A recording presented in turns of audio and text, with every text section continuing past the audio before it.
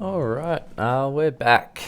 Ravenbound's 1.2 update has just received its final patch, I guess, or final update, final bug fix or balance change. That's what the announcement has said anyway for us.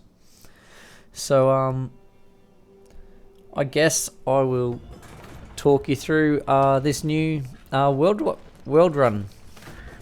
record attempt run, I guess. Seeing as our typical speedrun strategy has been with the fire sword, so 9 damage per chest opened when you after you've equipped it, or with the mana sword, where it's had been 5 damage per unspent mana. They've both gotten themselves nerfed by about 40%. So the fire sword had been 15 damage per chest, and it's now 9. And the mana sword had been 5 damage per mana, and that is now 3. So both being nerfed by 40% has made a bit of a... It'll make speedruns a little bit slower, I think. That's why my first run has come out at the 20-minute mark, with every chance of that going lower, and should be able to get around the 19, maybe sub 19. But outside of that, I don't think the sub 15's ever possible again. And the sub 17 that we had thought was possible on the last patch prior to this balance one, I don't think is likely either. Not without some really good RNG. So in this run, it's chase the sword. I think the sword's going to be stronger now because it requires less build up. I think the mana sword is stronger, but there's a little bit of an extra... you've got to go to a few more chests really to get the mana sword, get it popping. In this, I make a fair few mistakes, especially as far as movement goes, as you'll see a number of jumps, as well as having to reset more times than what I would typically have continued with. I shouldn't have continued this run as it was, but I decided just to send it for the first little bit and see what cards I got. And then I got lucky here. I got a magic potency increase by 200%. Which, and then we had a fair few red camps or extra hard camps here, so it made me a little bit confident that I could get some sort of good run going.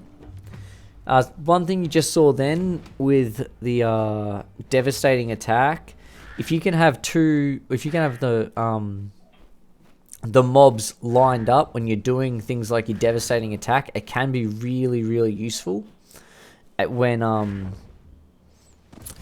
fighting, because they'll both get hit by the attacks. And so even though you're not causing the devastating attack on one of them, the other one's getting hit by it, and that can really change a fight, especially against the hard camps early on. But yeah, going with a little bit of Pixel Rick's strategy of going to the hard camps to try and get some gold cards, to really try have them built up, as well as just going to all of the different chests as well. So I went to as many chests as I could. I noticed that the next hatred card I take is going to be armor erosion, so I can pick another chest or two, or try for some other empowerments, which I'll do in a moment. But so keeping track of what hatred is coming up, it can also mean you can get a few extra chests opened as opposed to just the 6, because you can run the risk. Like if I've got no armor on, taking a -3 armor hit is not a big deal. Same with this build being predominantly on hit effects, so taking a 10% damage decrease on the weapon is also not that big of a deal, as that doesn't affect the on hit damage that it's doing. So I chuck on the potency. And again, I make some real awkward movements for where I want to go.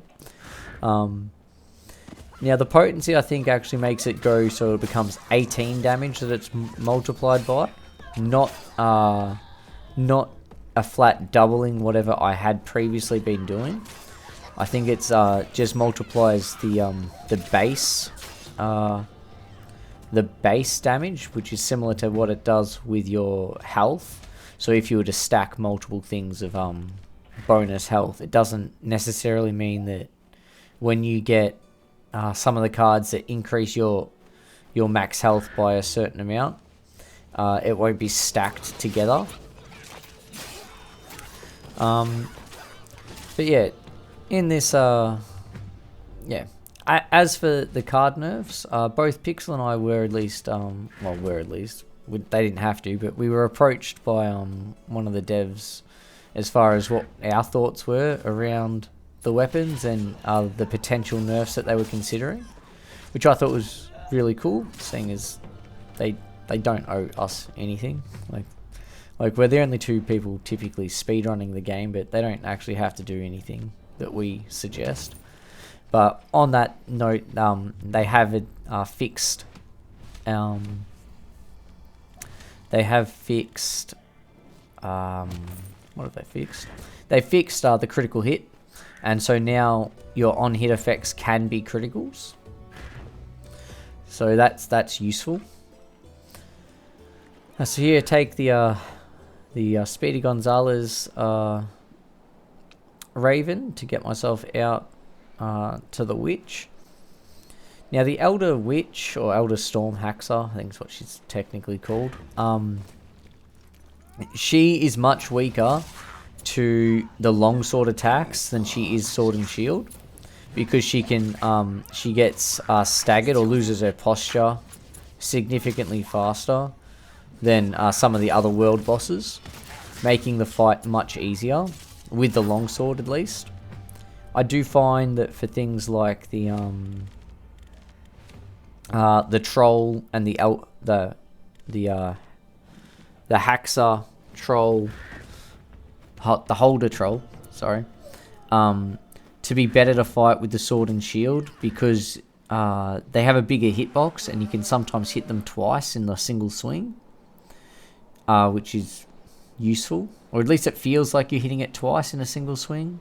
Maybe that's just the extra attack speed makes it feel like that in comparison to the longsword, because I found myself gravitating more towards the sword and shield. But that may change as we try and perfect, I guess, these final speed runs and see if there's anything we can't come up with that hasn't been thought of yet. I know when I was running through this, there are a few things that I decided were actually quite good, especially as far as the armor choices for some of the armor that we had been going with, as we had been focusing solely on the Stupa shell. Stupa? I think it's Stupa. To increase magic potency by weapon damage, but that armor works a lot better with a longsword and is not as good with the sword and shield. You see, I skipped past the chests because I don't actually think those chests currently have any effect on the fire sword when as part of the chest opening. I don't know why, but I did do a test of it. I'll do another one and confirm it, but I'm fairly confident that it doesn't have any effect on it, and so it's actually almost pointless. It's just a waste of time to grab them, unless you're hunting a specific card. But there's no cards in the souls that are worthwhile for a speedrun strategy that I can think of off the top of my head anyway. Pardon me. Yeah. So here, my fight was pretty average against the holder troll, all things considered. I've got to get... I'm used to the extra attack speed that the sword and shield offers. I had gotten quite good with this longsword back in previous patches, but it's It's a completely different sword at the moment. But what you'll see is when you have the multi-strike, if you hit the multi-strike, your on-hit actually doubles. So yeah, the on-hit damage you do doubles on a multi-strike, and as your multi-strike can hit multiple times on each, like each multi-strike has a chance of multi-strike, you can get times where you've hit the creature 3 to 4 times. And you'll see later on that sometimes my fire damage does 800, and even 1 or 2 times it does 1,000, because it's stacked that 200 or so damage 4 times. Now here I know that there was going to be a multi-strike in that grave, which is very useful to because I do think that the graves have a chance of being the same. And you can now somewhat manipulate which graves you're going to get, depending on what warden you start at. And so I knew that that one would be there if I went to the Frost Warden second. I think it's also there if you go to the Frost first. At least in my game save. I don't know if that changes based off people's own game saves or not, or game files. One thing that I could have put on as well was the armor, with the frenzy armor, but come to think of it, I think I'm only at 4 mana right there left, and so it's a 5 mana item, so it probably wouldn't have worked. But the multi-strike is far better. So now I've got 60% multi-strike, so I actually have a fairly good chance of hitting multiple times. As you see there's the 500. And there was the 800 just at that last swing. You can go back and look at it if you really want. Or just believe me. You may have seen it yourself. I don't know how much attention you're really paying as you watch through one of these. You might just listen to the... listen, or you might mute me entirely. Like that. Also valid, if you really wanted to. Yeah, so with that, I've now got my 2 multi-strikes. I've got my potency by 200. I've opened up 7 chests, or 6 or 7 chests, and then I've got the armor to put on after this next fight.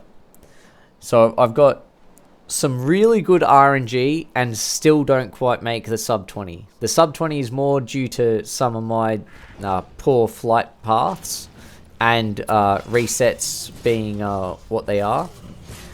And then this fight here, when you surge, it seems like the troll is now being launched, and he can get himself launched further, and then to the point where he's so high up that he comes down and dies.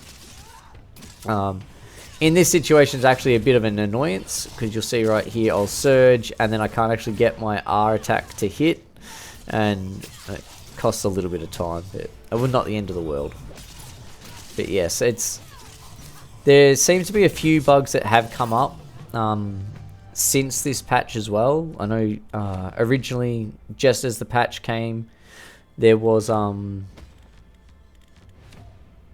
the problem with your grey health wasn't working as intended, and you couldn't get your health back, and so running anything actually became really difficult, because if you can't get the health back, you can't just take hits for no reason. But that's since been patched out really quickly.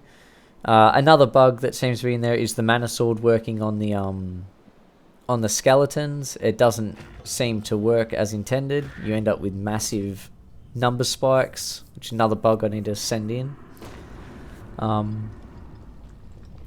Yeah, there's still a few little hiccups, and hopefully they'll put some patches out to fix those. But yeah, they've now said that the game's as complete as it will be, they're not going to be adding further updates and things like that, which is a little disappointing, seeing as this is where the game should have started, and had it have started in this situation, this position, sorry, it would have probably been far better off.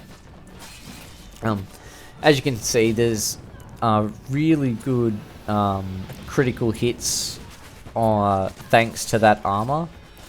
Making things a lot... So I do think this will become the armor that's... the speedrun armor. the armor that you really want for a speedrun. But we'll see what Pixel comes out with when he makes a video or two. I'm sure he will be working on some videos at the moment, whether or not they're speedruns or his Raven meme videos. I know that he was starting to make some of those, and then he made one really good one where he didn't beat all the bosses without ever actually hitting them, which could potentially be easier or harder now, I'm not sure. Seeing as some of the cards have been changed, there's actually a lot more Thorns damage that's available. So that might be the next video for him to make, and another beat the game without dealing damage. But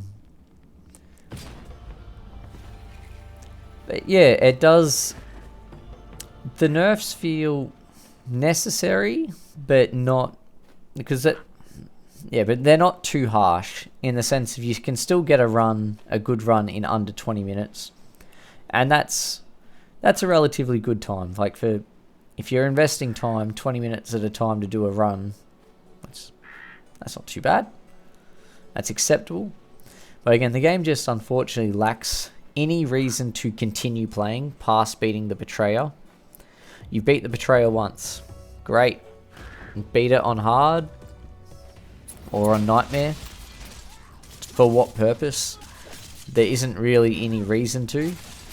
Like, you can do it just for to say, oh great, I've done it, which is fine, but they just didn't give the game any reason to continue playing it outside of unless you're doing these speedrun strategies or doing this speedrunning thing, which is not what everyone is likely to want to do, and that's fair enough. Like, I don't know what you would add in a single player game to make it more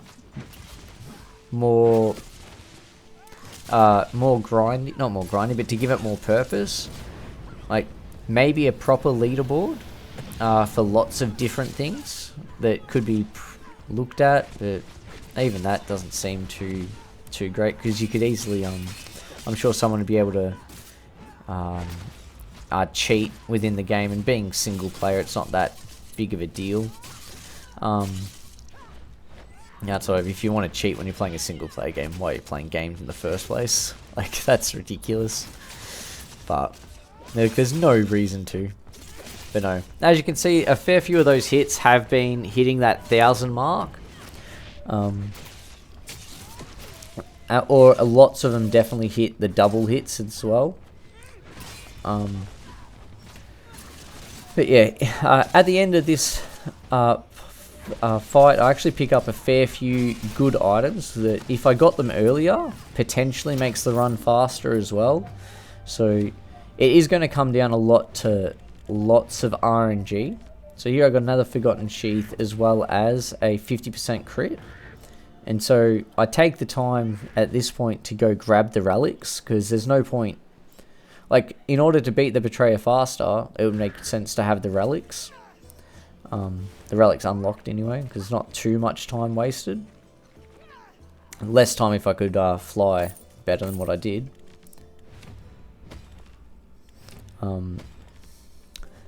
But yes, it's I definitely think that, yeah, sub 19 is probably best possible without super ridiculous RNG.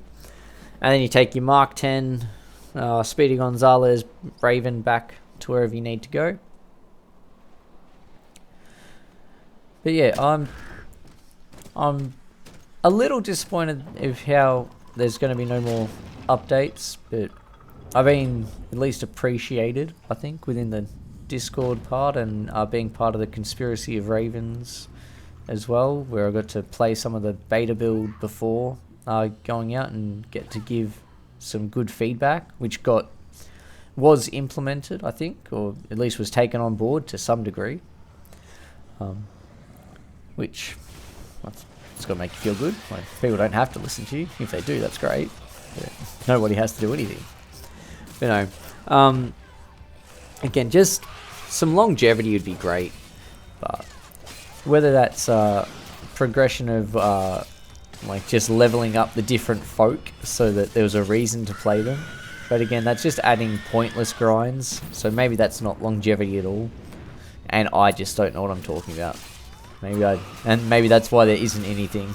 They probably they have their little discussion and talks and have different people who'd be able to tell them more than I do. But no.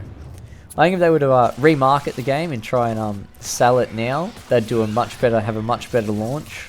Similar to apparently what Darktide has just done. Apparently they've just properly got their game where it should have been back at when they first launched last year. But no. There's my 20 minutes and 14-second run. It can get lower. It will get lower. Pixel will definitely beat this at some point. But we'll see. I've had a blast playing Ravenbound for the past like 300 and something hours. So I'll continue playing it as I try and beat the scores.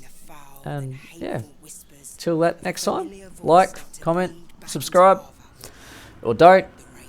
Not your mum. You can make your own decisions. See ya.